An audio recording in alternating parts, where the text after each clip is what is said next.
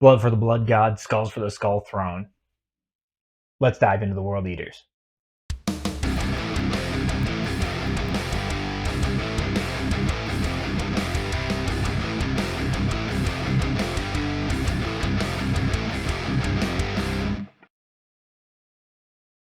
Welcome to Tattoo Tabletop. My name is James, and today we are talking about the World Eater Codex. Not the entirety of this fantastic little book. Love this artwork, by the way.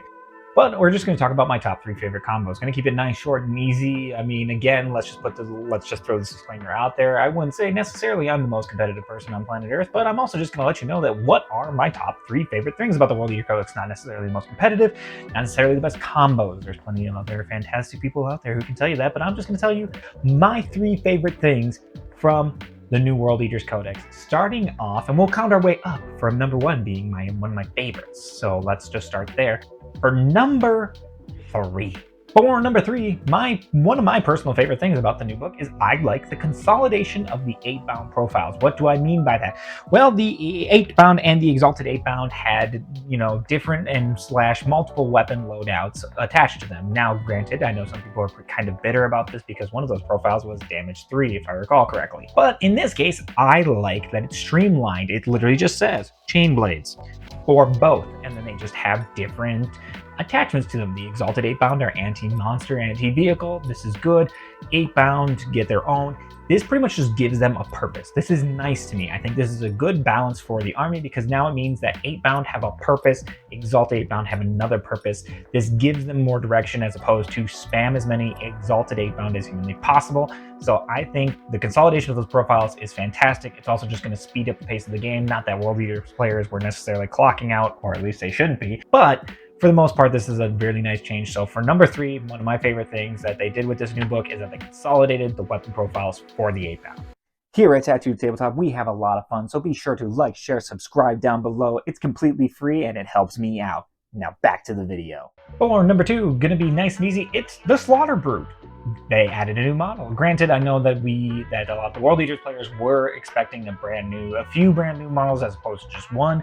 That being said, I still think that there's obviously hope for other models in the future. I hope at some point we do get more of an apothecary, butcher nail, apothecary-esque model. But in the meantime, the reason I do like this guy and the reason he's number 2 is because he kind of fills that role, right? He actually has, during your command phase, you can return 1 destroyed bodyguard model. So that means since he's running around with 8-bound, they're beefy. They're strong boys. They have 3 up save, 5 up invulns. They've got a decent amount of toughness. They got a decent amount of wounds. There's a good chance that you're going to be bringing back a model very, very regularly, and especially if you stage them correctly, you're really going to be a really difficult threat to remove, and that is fantastic. And not to mention, he's got a fantastic Rage of the Rule, where once per battle, he can add 3 to the attacks characteristics of his melee weapons, and they get devastating wounds. And seeing as he's already got 6 attacks, that's pretty brutal. Strength 8, -2 damage. I'd fish for that. That's not bad at all. So for number 2, we come in at the Slaughter Brute. Last but not least, number 1, what is one of my favorite things from the new World Eater Codex? It is the Gore Track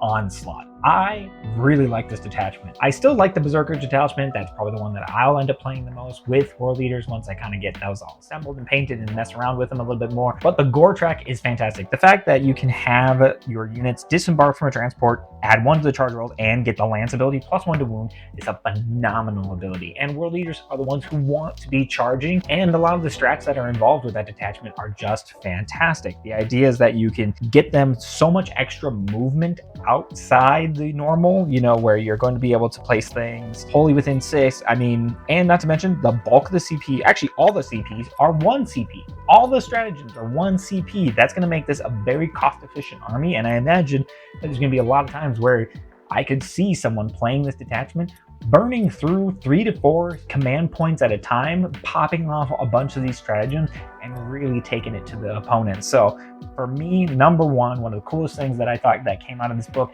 is the Gore Track Onslaught. So those are 3 of my favorite things from the World Eater Codex. What do you think? What are some of your favorite things from the World Eater Codex? Let me know down in the comments down below. Obviously, feel free to hit like, share, subscribe, all 3 of those fantastic things. Keeping it nice, keeping it simple, because I gotta get ready for some events coming up this weekend.